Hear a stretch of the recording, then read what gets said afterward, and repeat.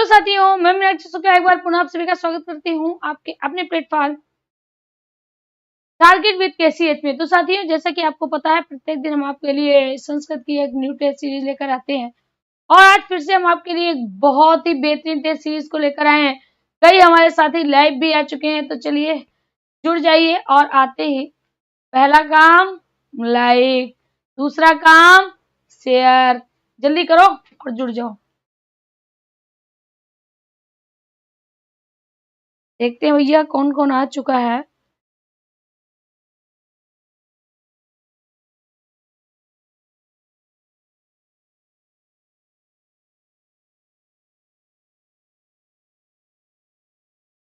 स्नेहा, लक्ष्मी, शिव कुमार, दीपक, रमा, पम्मी, स्नेहा, रत्ना, अर्चना, मोनिका, जिया, Santosh Kumar Tiwari, Rama Shukla, DK Chaturvedi, Hema, आसमा, संतोष यादव, कांति, प्रिया, शिव कुमार, अर्चना, सरिता, प्रतिभा, स्नेहा, आदि राजपूत, चंद्र प्रभा, राजकुमार, आवेश, only study, AB. तो चलिए शुरू करते हैं अपनी आज की क्लास। आज की क्लास का पहला प्रश्न आपके सामने कहता है, घंटा माग उपाधि प्राप्त कवि है, यानी घंटा माग किसे कहा जाता है। तो जैसे आया नाम घंटा माग, अब यहाँ पर आपने देखा नाम क्या है, माग है, हर्ष है, देव है, जय है। तो घंटा माग की उपाधि माग को प्रदान की गई थी। माग ने क्या लिखा है, शिशुपाल बध लिखा है, शिशुपाल बध लिखा है। शिशुपाल वध में मेरे साथियों 20 सर्ग हैं और 1650 श्लोक है। क्या है, 1650 श्लोक है। तो हमने सबसे पहले बात क्या की कि घंटा माग को ही घंटा माग की उपाधि से सम्मानित किया गया है। ये साथियों इन्होंने शिशुपाल वध लिखा है जिसमें कि 20 सर्ग हैं और 1650 श्लोक हैं। जो शिशुपाल वध है वह साथियों श्री से शुरू होता है, श्री से शुरू होता है और स्त्री पर ही खत्म होता है, स्त्री शब्द पर ही समाप्त हो जाता है। इसीलिए इसको श्रेय काव्य भी कहते हैं। क्या कहते हैं, श्रेय काव्य भी कहते हैं। यहाँ पर आपका विकल्प क्या जाएगा, ए चला जाएगा। अगला क्वेश्चन कहता है, गीत गोविंद के रचनाकार कौन है। क्या आपसे कह रहा है, आपको बताना है गीत गोविंद किसने लिखा है।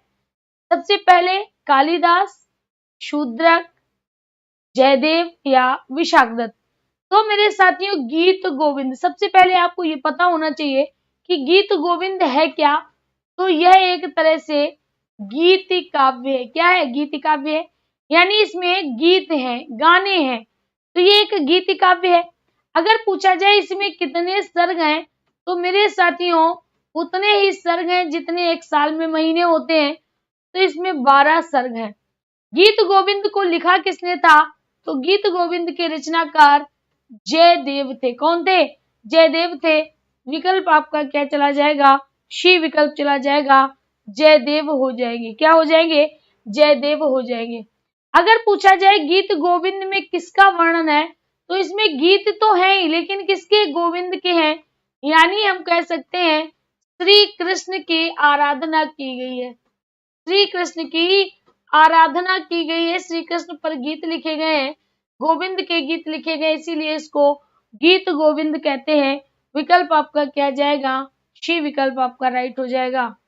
अगला क्वेश्चन कहते कादम्बरी में वर्णित चांडाल कन्या हाथ में क्या लेकर सभा में उपस्थित हुई, काग, शुक, पिक या मयूर।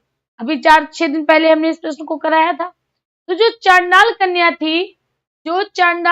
थी ध्यान दीजिएगा, चांडाल कन्या थी वह राजा शूद्रक के दरबार में, शूद्रक कहाँ के राजा थे, विदिशा के राजा थे। तो राजा शूद्रक के दरबार में हाथ में पिंजड़ा लिए थी और पिंजड़े के अंदर कौन बंद था, तोता बंद था, जिसको कि सुक या कीर कहते हैं। तो यहाँ पर आपका विकल्प क्या जाएगा, वी विकल्प हो जाएगा। क्या होगा, वी विकल्प हो जाएगा, तोता हो जाना है। अगला क्वेश्चन कहता है, नागानंद कृति है नागानंद कृति है, यानी जो नागानंद है वह है क्या? तो सबसे पहले नागानंद लिखा किसने है? तो नागानंद साथियों हर्षवर्धन ने लिखा है। किसने लिखा है? हर्षवर्धन ने लिखा है।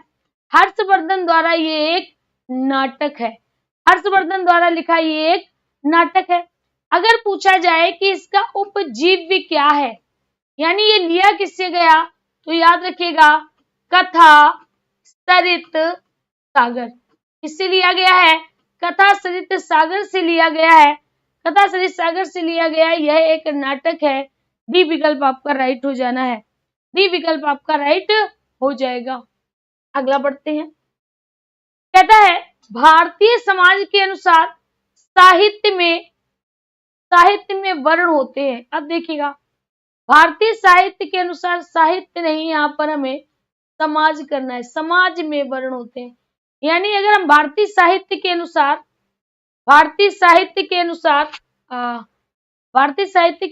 अगर पूछा जाए कि कितने वर्ण होते हैं, 2 होते हैं, 5 होते हैं, 3 होते हैं या 4 होते हैं, तो याद रखना यहाँ पर क्या जाएगा? 4 होते हैं। कौन कौन से? ब्राह्मण, क्षत्रिय, वैश्य और शूद्र। अब देखिएगा यहाँ पर अगर आपसे पूछा जाए ब्राह्मण क्या करता है, तो याद रखना है साथियों ब्राह्मण जो होता है वह उसका संबंध कर्म कांड से था, पूजा पाठ से था। क्षत्रिय क्या करता था? क्षत्रिय सभी की रक्षा करता था, क्षत्रिय युद्ध लड़ता था। वैश्य क्या करता था? वैश्य की अगर बात करें तो दुकानदारी देखता था या बाजार व्यवस्था संभालता था। शूद्र क्या करता था? शूद्र इन सभी की सेवा करता था। तो यहाँ पर आपका विकल्प क्या जाएगा? डी चला जाएगा कि भारतीय साहित्य के अनुसार जो वर्ण व्यवस्था में वर्ण कितने थे? वर्ण व्यवस्था में वर्ण 4 प्रकार के थे। डी विकल्प आपका राइट हो जाएगा। ठीक है, राधे राधे। आगे देखिएगा, कहता है सारिपुत्र प्रकरण के लेखक कौन है? मुरारी हैं, अश्वघोष है, भास है या कालिदास है? विकल्प क्या जाएगा? अश्वघोष चला जाएगा। सारिपुत्र प्रकरण, जैसा नाम वैसा काम। सारिपुत्र प्रकरण में उदयन का वर्णन है। किसका वर्णन है? उदयन का वर्णन है। और इसी के साथ साथ साथियों शारिपुत्र का वर्णन है।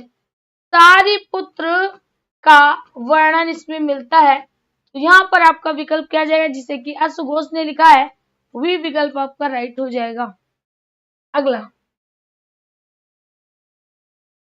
कहता है नहीं बाष्पस्य शमस्य शोभते, नहीं बाष्पस्य, बाष्प नहीं, शमस्य शमन, यानी जब पानी का बाष्प के रूप में शमन हो जाता है, क्षमापन हो जाता है, तो शोभा नहीं पाता है। उसी प्रकार से जो उत्तम लोग होते हैं, अगर उनकी गलत तरीके से मृत्यु हो जाती है तो वो शोभा नहीं पाते, क्योंकि उत्तम लोगों की मृत्यु भी उत्तम होनी चाहिए, महान लोगों की मृत्यु भी महान होनी चाहिए। ठीक वैसे ही अगर उनकी मृत्यु साधारण तरीके से हो जाती है तो उसी प्रकार से शोभा नहीं पाती, जिस प्रकार से जल का वाष्प के रूप में बदलना शोभा नहीं पाता है। कहता है ये जो पंक्ति कहाँ से उद्गत है?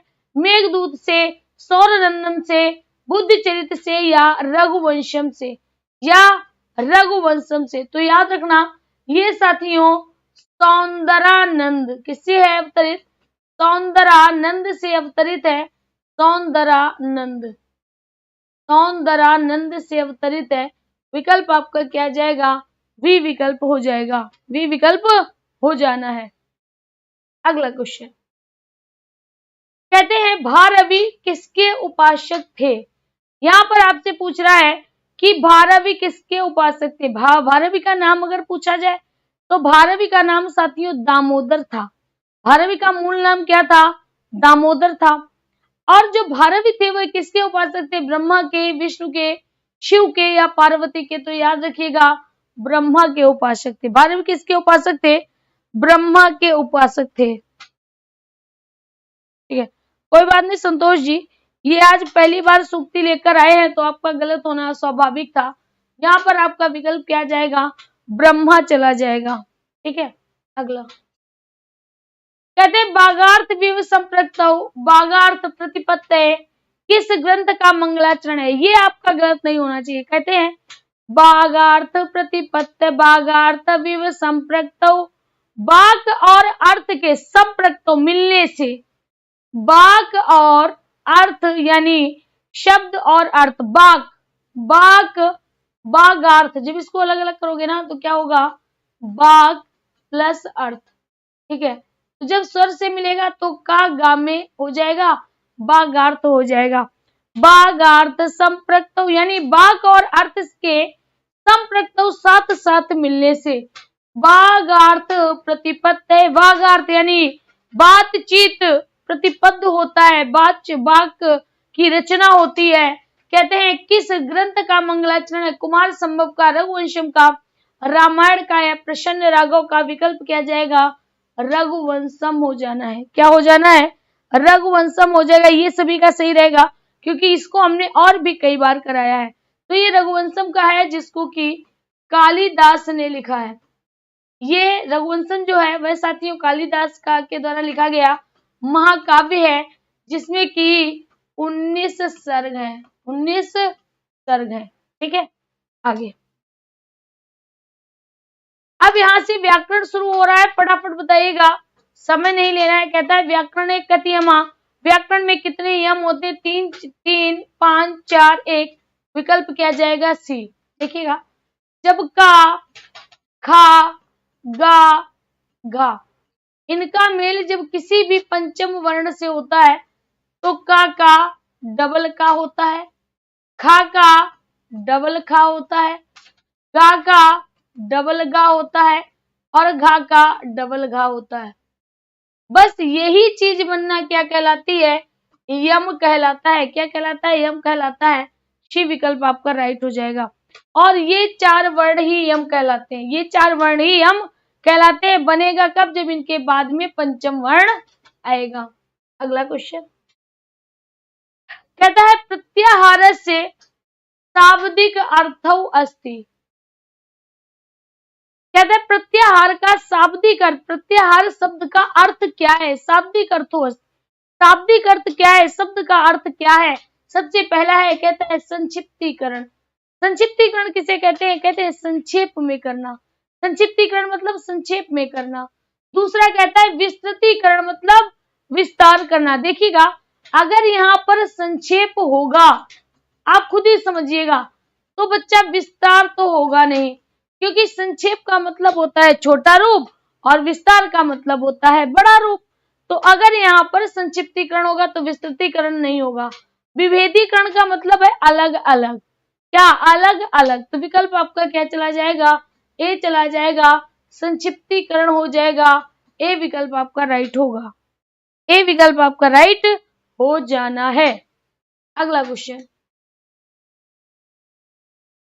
कहता है संवार प्रयत्ने कति वर्णा भवन्ति। संवार प्रयत्ने कति वर्णा भवन्ति, यानी यहाँ पर आपसे सीधे सीधे पूछ रहा है कि संवार प्रयत्न में कितने वर्ण होते हैं। तो सबसे पहले आपने ये तो समझ लिया कि संवार क्या होता है। संवार एक प्रयत्न है और संवार प्रयत्न आता किसमें है? तो ये बाह्य प्रयत्न का भाग होता है। किसका होता है? बाह्य प्रयत्न का भाग होता है। अब संवार के लिए एक जुगाड़ आती है जिसको हम कहते हैं हस ना सास। क्या होता है? हस ना सा सा। कहने का मतलब नाद होता है पहला, दूसरा संवार होता है और तीसरा सघोष होता है। तीसरा क्या होता है? सघोष होता है। यानी नाद, संवार और सघोष में हस प्रत्याहार होता है। हस का मतलब हा होगा, हया बारट लड़, ठीक है। फिर यमंगर्णम यानी पंचम वर्ण, झभंग घड़ 10 चौथा वर्ण, जब गढ़ 10 यानी तीसरा वर्ण। तो 5 5 10 5 दिया 15 15, तो ये हो गए और 5 ये हो गए, तो 15 5 कितने हो जाएंगे? 20 हो जाएंगे। विकल्प आपका क्या जाएगा? ए विकल्प आपका राइट हो जाएगा। ए विकल्प आपका राइट हो जाना है। सभी का सही है, कहते ए विकल्प हो जाएगा। वेरी गुड, सॉरी, सभी का सही है। कहते हैं बी विकल्प होगा 20 हो जाना है, 20 हो जाना है। अगला क्वेश्चन, अगला प्रश्न आपसे कहता है अल्प प्राणा प्रयत्ने कति वर्णा संति। अल्प प्राण में क्या कहते हैं, अल्प प्राण में कितने वर्ण होते हैं। अब देखिए सबसे पहले अल्प किसे कहते हैं, अल्प मतलब कम, प्राण मतलब प्राणवायु होती है, प्रयत्न कति वर्णा यानी अल्प प्राण प्रयत्न में। तो अब आप बताइए अल्प प्राण क्या है, अल्प प्राण भी एक प्रयत्न है। ये जो प्रयत्न है ये किसके अंतर्गत आता है, बाह्य प्रयत्न के अंतर्गत आता है, ठीक है।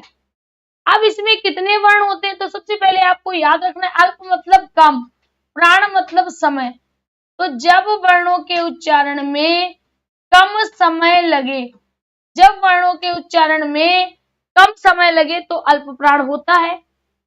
प्रत्येक वर्ग का पहला वर्ण, तीसरा वर्ण, पंचम वर्ण।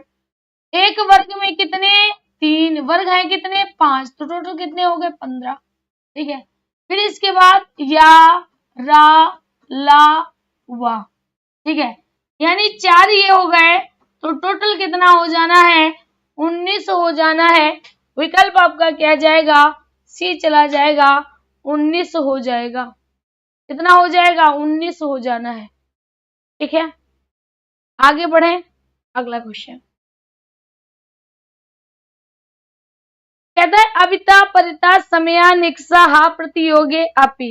देखिएगा, कहता है अविता मतलब दोनों ओर, परिता मतलब चारों ओर, समया मतलब समीप, निकसा मतलब समीप, हा मतलब दुख। इनके योग में, इनके योग में इस जो सूत्र है किस विभक्ति का ये आपको बताना है। सप्तमी षष्ठी द्वितीया प्रथमा क्या हो जाएगा, द्वितीया चला जाएगा, क्या हो जाएगा द्वितीया हो जाएगा। अब यहां पर देखिएगा आपको याद रखना है ये सभी, अगर कोई वस्तु जिस वस्तु के समीप होंगे, जिस वस्तु के निकट होंगे, जिसके दोनों ओर होंगे, जिसके चारों ओर होंगे, जिसके प्रति दुख होगा, उन सभी में साथियों द्वितीया विभक्ति का प्रयोग होगा उस शब्द में। जैसे ग्रामम, परिता, कुल्लेन संति। अब देखिएगा यहां पर क्या है, परिता है ना, ग्रामम परिता गांव के चारों ओर, तो ग्रामम में आपका द्वितीया विभक्ति होगा, ग्रामम में क्या होगा द्वितीया हो जाएगा, ठीक है। यहां पर आपका विकल्प सी जाएगा। अगला क्वेश्चन जल्दी से बताइएगा, अगला क्वेश्चन फटाफट बताइएगा बिना देरी किए हुए।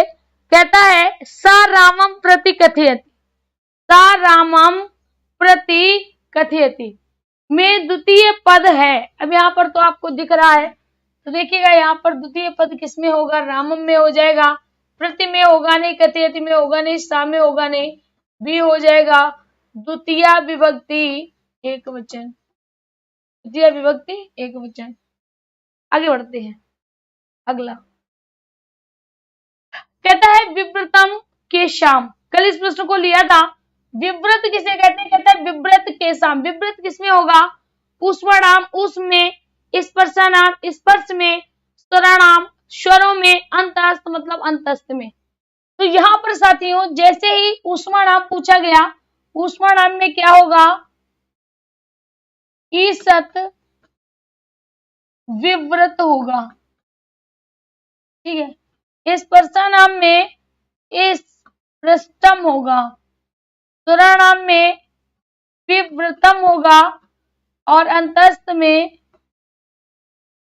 ईसत इस पृष्ठम होगा। क्या होगा, ईसत इस पृष्ठम होगा। तो यहाँ पर आपका विकल्प क्या चला जाएगा, सी चला जाएगा, स्वराणाम हो जाएगा। क्या हो जाएगा, स्वराणाम हो जाएगा।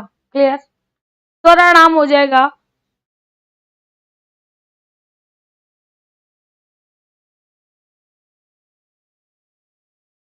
क्लियर, तो यहाँ पर आपका विकल्प क्या हो जाएगा, स्वराणाम हो जाएगा। अगला कहता है तालब्येषु अंतर भवति। जल्दी से बताइएगा तालब्येषु, अच्छा, तालव्यसु किसे कहते हैं? तालव्यसु का मतलब है तालव्य। तालव्यसु का मतलब है तालव्य यानी तालु में। कहते हैं तालु के अंतर्गत क्या आएगा? श आएगा, श आएगा, का आएगा या आएगा। तो जैसे आपने तालु पूछा तो आपको ये सूत्र याद आया होगा, इचुय शा नाम तालु। अच्छा, इसका मतलब क्या है? इसका मतलब है ई का, चा वर्ग का, या का और श का, इन सभी का उच्चारण स्थान क्या होता है? तालु होता है। इन सभी का उच्चारण स्थान क्या होता है? तालु का होता है। तो देखिए यहाँ पर आ है, आ का कंठ होगा, याद होना चाहिए। का भी कंठ होगा, खा का मूर्धा होगा, शा का हो जाएगा, देखिएगा सा का हो जाएगा, विकल्प आपका ए हो जाना है। विकल्प आपका ए हो जाएगा। ए विकल्प इज द राइट विकल्प। आगे बढ़ते हैं।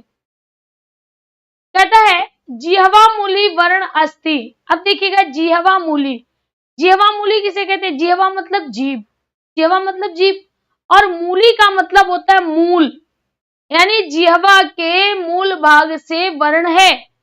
तो याद रखना जिह्वा मूली, जिह्वा मूली, जिह्वा मूलस्य, यानी जिह्वा मूली जो होते हैं वो जीभ के मूल भाग से बोले जाते हैं। जिह्वा मूली जो होते हैं वो जीभ के मूल भाग से बोले जाते हैं, और उनमें आपका आता है का। क्या आता है? का आता है। का जीभ के मूल भाग से बोला जाता है, इसको अलग से पढ़ा जाता है। तो यहाँ पर आपका विकल्प क्या जाएगा? डी चला जाएगा। जिह्वा मूली, जिह्वा मूलस्य, जिह्वा मूली, जिह्वा मूलस्य हो जाएगा। विकल्प आपका डी चला जाएगा। अब देखिएगा टा कहाँ से बोला जाता है? मूर्धा से बोला जाता है। ऋतुर खाणाम मूर्धा, उपपदमानी ओष्ठा, लृतुल स्थानाम दंता, है ना। तो यहाँ पर भी याद रखना विकल्प आपका क्या होगा? डी हो जाएगा। वैसे का कंठ से भी बोला जाता है, लेकिन अगर कंठ और जिह्वा मूली दोनों दिए हुए हैं तो आप फर्स्ट टिक किसको लगाइएगा? जिह्वा मूली को लगाइएगा। आपका जिह्वा मूली हो जाएगा, क्योंकि का जो है, का को अर्ध, का और खा इनको अर्ध विसर्ग के रूप में भी जाना जाता है। तो यहाँ पर आपका विकल्प क्या जाएगा? का चला जाएगा। अगला कहता है प्रत्याहारम शब्द में जुड़ा उपसर्ग है। अब देखिए यहाँ पर क्या आपसे पूछ रहा है, कहता है कि जो प्रत्याहार शब्द होता है उसमें कौन सा उपसर्ग जुड़ा हुआ है? लिख लो प्रत्याहार, लिखा ना। अब आप यहाँ पर क्या देख रहे हो कि आधा वर्ण है, आधा वर्ण के बाद या है, तो 100% या किस में बदल जाएगा? ई में बदलेगा कि नहीं? अब अगर ता आधा है, और आपने पढ़ा होगा कि व्यंजन वर्ण कितने होते हैं? आधे होते हैं। व्यंजन वर्ण के कैसे होते हैं? आधे होते हैं। जब इनके साथ स्वर जुड़ते हैं तो ये पूरे हो जाते हैं। तो ता के साथ जब ई जुड़ा तो ती हुआ, प्रा लिखा है प्रति हो गया। तो यहाँ पर आप क्या देख रहे हो कि इसमें उपसर्ग कौन सा है? प्रति उपसर्ग है। क्या है? प्रति उपसर्ग है। अब शेष क्या बचा? तो याद रखिएगा आ, दूसरा क्या है? आ, यानी दूसरा अगर प्रत्यय पूछा जाए तो दूसरा, जैसे यहाँ पर हमने लिख दिया, बचा हुआ जो था वो हमने पूरा लिख दिया, आहार लिख दिया। अब आहार में भी एक प्रत्यय है, देखिएगा आहार में आ प्रत्यय है, और हरा हमारी धातु है। हरा क्या है? धातु है। यानी यहाँ पर देखा जाए तो आंग आपका उपसर्ग होगा। आंग क्या होगा? उपसर्ग होगा। यहाँ पर आपका विकल्प क्या चला जाएगा? शी विकल्प चला जाना है। क्या जाएगा? शी विकल्प चला जाएगा, प्रति हो जाना है। अगला क्वेश्चन, अगला क्वेश्चन कहता है उदाहरणम शब्द में जुड़ा उपसर्ग है। अब यहाँ पर आपसे कहता है उदाहरणम, उदाहरणम में कौन सा उपसर्ग जुड़ा हुआ है? उ, उप, उत या आ? तो देखिएगा उ को अगर हम निकालेंगे तो दाहरणम निकलेगा, ये तो होना नहीं।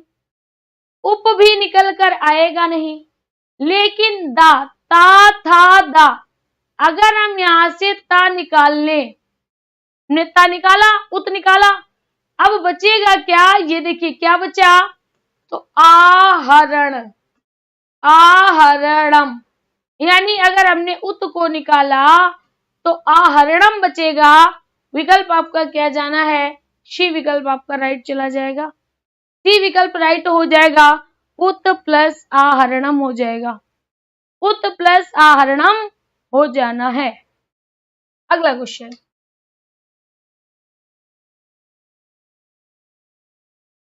कहता है इत्यादि का संधि विच्छेद होगा। क्या कह रहा है, इत्यादि का संधि विच्छेद, इत्यादि का संधि विच्छेद। अब देखिएगा यहां पर क्या है, ता, क्या है ता के बाद क्या है या, यानी आधे वर्ण के बाद या है तो या किस में बदल जाएगा, ई में बदल जाएगा। अब ये आधा वर्ण है, आधा वर्ण है, व्यंजन आधा है, इसके साथ अगर ई लग गई तो क्या हो जाएगा, ई हो जाएगा, यानी इति हो जाएगा, पहले पद में इति। शेष क्या बचा, शेष को ऐसे ही लिख दो, बढ़ाकर डंडा है ना, तो आदि, इति धन आदि, क्या हो जाना है, इति धन आदि हो जाएगा। कौन सी संधि होगी, यड़ संधि होगी। अगर पूछा जाए सूत्र क्या होगा, तो इको यड़ची हो जाएगा, क्या होगा, इको यड़ची हो जाएगा, इति धन आदि हो जाना है। वी विकल्प मेरे साथियों राइट होगा, वी विकल्प आपका राइट हो जाएगा। क्लियर, आगे बढ़ते हैं। अगला क्वेश्चन कहता है जलौधा का संधि विच्छेद करिए। बहुत बढ़िया, यहां पर लिखा है जलौधा। अब देखिएगा यहां पर सबसे पहला औ की मात्रा आप सभी को दिखाई दे रही होगी, सभी को दिखाई दे रही होगी, बताओ। हाँ दिखाई दे रही है, तो इसका मतलब यही जो औ की मात्रा है ये आ प्लस ओ में डिवाइड होगी, बिल्कुल होगी। तो एक तरफ क्या आएगा, एक तरफ आएगा जल, एक तरफ क्या आएगा, जल आएगा। अब देखिएगा तो ये विकल्प तो गलत हो गया, ये भी गलत हो गया, दो बचे। अब दूसरी तरफ ओ के बाद क्या, धाई तो बचा है, तो क्या हो जाएगा, ओधा हो जाएगा, जल प्लस ओधा, ए विकल्प आपका राइट हो जाएगा, ए विकल्प आपका राइट हो जाएगा। क्लियर, ए विकल्प आपका राइट हो जाएगा, जल प्लस ओधा। अगर पूछा जाए कौन सी संधि है, वृद्धि संधि हो जाएगी। पूछा जाए सूत्र क्या लगेगा, सूत्र इसका होता है वृद्धि अरेची। क्या होता है, वृद्धि रेची होता है। कहता है आ और आ के बाद अगर ए आई आया है तो आई होगा, और अगर ओ औ आया है तो औ हो जाएगा। क्लियर, आगे बढ़ते हैं। कहता है तच्च का संधि विच्छेद बताइएगा, तच्च का संधि विच्छेद बताइएगा। अब देखिएगा आप सभी ने जैसे ही तच्च देखा तो डबल चा है, डबल चा है ना, तो जो एक चा है वो क्या होगा, ता हो जाएगा, यानी तत् प्लस चा। पहली बात तो यही होगा, क्या होगा, तत् प्लस चा होगा, यानी ये भी गलत, ये भी गलत, ये भी गलत, ये विकल्प सही होगा। दूसरा, अगर पूछा जाए कौन सा संधि होगी, कौन सी संधि होगी, तो देखिएगा यहां पर इस तो इस चू, ठीक है, ताका चा हो गया था ना, तो इस चू, यानी यहां पर देखा जाए तो इश्चुत संधि होगी, जहां पर ता का चा हो गया, क्या हो गया, ता का चा हो गया। विकल्प आपका क्या जाएगा, ए विकल्प आपका राइट हो जाएगा, ए विकल्प आपका राइट हो जाना है।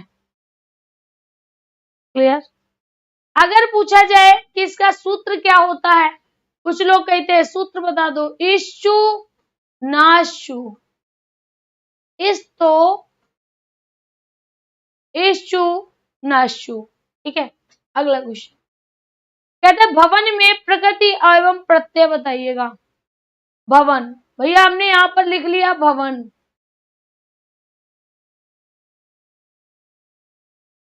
यहां पर हमने लिख लिया भवन।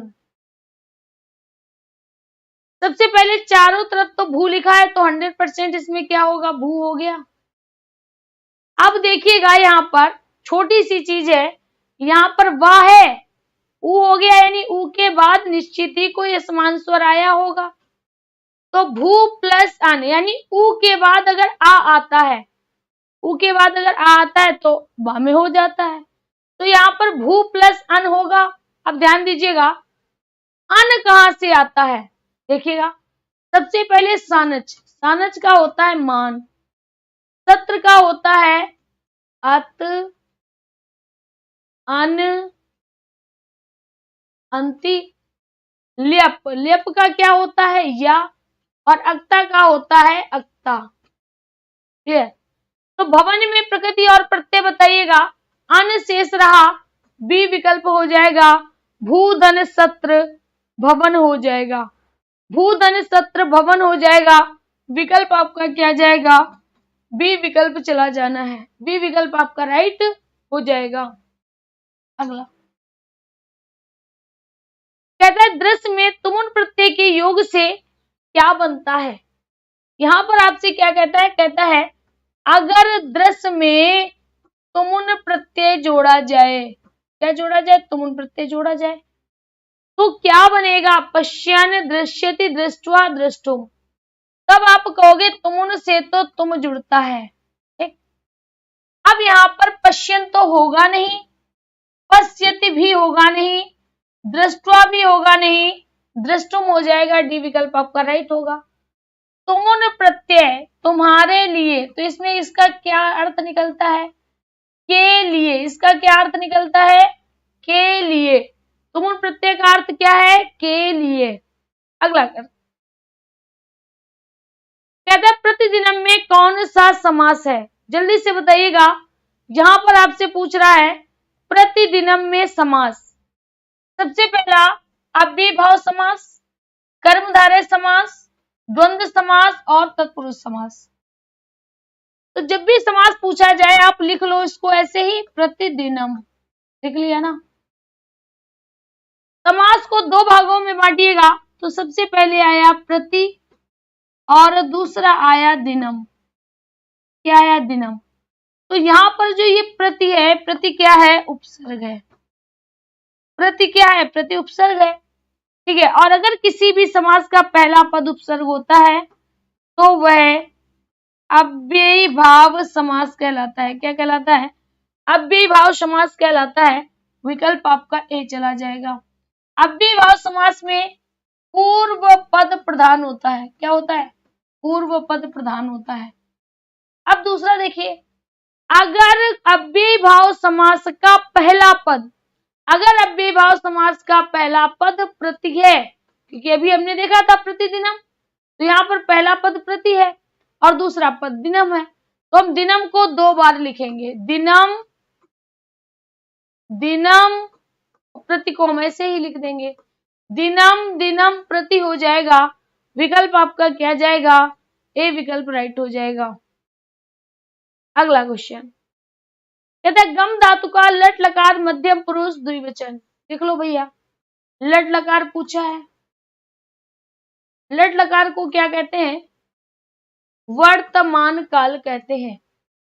एक वचन, द्विवचन, बहुवचन।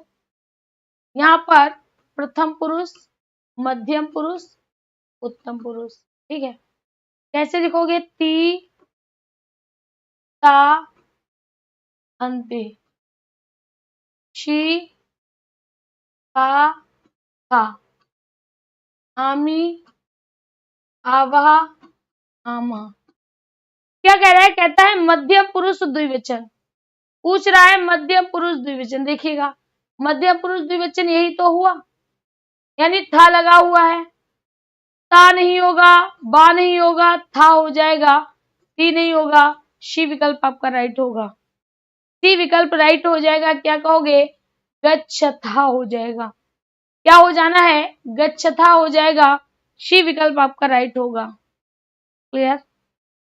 आगे बढ़ते हैं। अगला क्वेश्चन कहता है संस्कृत के जिन शब्दों के रूपों में परिवर्तन नहीं होता है उसे कहते हैं। देखिएगा, संधि क्या है? वर्णों का मेल। संधि क्या है? वर्णों का मेल। अव्यय किसे कहते हैं? ना घटे ना बढ़े, ना घटे ना बढ़े। उपसर्ग किसे कहते हैं? उपसर्ग शब्दांश होते हैं, प्रारंभ में आते हैं। समास क्या होता है? शब्दों का मेल, शब्दों का मेल। तो यहाँ पर क्या कहता है? कहता है संस्कृत के जिन रूपों में कभी परिवर्तन नहीं होता। तो कहने का मतलब ना घटते हैं, अगर घटेंगे तो भी उनमें परिवर्तन आएगा, और अगर बढ़ेंगे तो भी परिवर्तन आएगा। इसीलिए इनको हम क्या कहते हैं? इसीलिए इनको अविकारी कहते हैं। ना घटे ना बढ़े, अविकारी हो जाते हैं। तो विकल्प आपका क्या जाएगा? बी विकल्प राइट हो जाएगा। अव्यय हो जाना है, अव्यय हो जाना है। अव्यय में आपके क्या आते हैं? क्रिया विशेषण आएगा, संबंध सूचक आएगा, संबंध सूचक आएगा, समुच्चय वाचक आएगा, विस्मय सूचक आएगा, विस्मय सूचक आएगा। क्लियर? आगे बढ़ते हैं। अगला कहता है आद्य अव्यय किसका बोधक है। यहाँ पर क्या कहता है? कहता है आद्य अव्यय किसका बोधक है। तो आद्य किसको कहते हैं? आद्य कहते हैं आज को। आद्य किसको कहते हैं? आद्य कहते हैं आज को। कहता है आद्य अव्यय किसका बोधक है? काल का यानी समय का, स्थान का, प्रश्न का या रीति का। तो मेरे साथियों आद्य क्या है? आद्य को कहते हैं आज। और आज जो है, आज क्या है? आज काल को बता रहा है, यानी समय को बता रहा है। तो अगर समय को बता रहा है तो कालवाचक हो जाएगा 29 का ए विकल्प आपका राइट हो जाना है। 29 का ए विकल्प आपका राइट हो जाएगा। क्या कहेंगे? हम कहेंगे कालवाचक होगा। ए विकल्प आपका राइट होगा। क्लियर? यहां तक सभी का राइट होगा। काल का बोधक आज। Very good. आगे बढ़ते हैं। कहता है गुरु शब्द का तृतीया विभक्ति द्विवचन का रूप क्या होगा। तो देखिएगा, गुरु, गुरु, गुरुवः, गुरुम, गुरु, गुरून्, गुरुणा, गुरुभ्याम, गुरुभिः। एक वचन, द्विवचन, बहुवचन। ठीक है, यहाँ पर प्रथमा विभक्ति, द्वितीया विभक्ति और तृतीया विभक्ति। क्लियर? कहता है गुरु शब्द का तृतीया द्विवचन। अब मेरे साथियों तृतीया कहाँ है? तृतीया यही तो है। अब तृतीया द्विवचन गुरुभ्याम यहाँ पर हुआ। विकल्प आपका क्या जाएगा? वी विकल्प चला जाएगा। क्या जाएगा? वी विकल्प चला जाएगा, गुरुभ्याम हो जाएगा। ठीक है, यहाँ पर गुरुवा, गुरुवा अगर पूछा जाए तो प्रथम पुरुष प्रथमा व्यक्ति एक बहुवचन होगा। गुरुणा पूछा जाए तृतीया विभक्ति एक वचन होगा। यहाँ पर आपका विकल्प क्या जाना है? वी विकल्प हो जाएगा। अगला, तो साथियों आज की क्लास में प्रश्नों की श्रृंखला यहीं तक थी। मिलते हैं कल फिर से इसी समय इसी चैनल पर एक और नई क्लास के साथ। अगर आपको ये क्लास उपयोगी लगती है तो प्लीज आप देखिएगा, आप एक स्टूडेंट है तो कम से कम हमारी मेहनत के लिए एक लाइक तो आपका बनता ही है। तो प्लीज वीडियो को लाइक और शेयर अवश्य करें, क्योंकि जब आपके साथ कंपटीटर ज्यादा होंगे तो कंपटीशन की भावना ज्यादा होगी। और सबसे बड़ी बात तो पता है क्या है? आपको बतियाने के लिए और भी लोग मिल जाएंगे। तो आज के लिए इतना ही, मिलते हैं कल फिर से। धन्यवाद।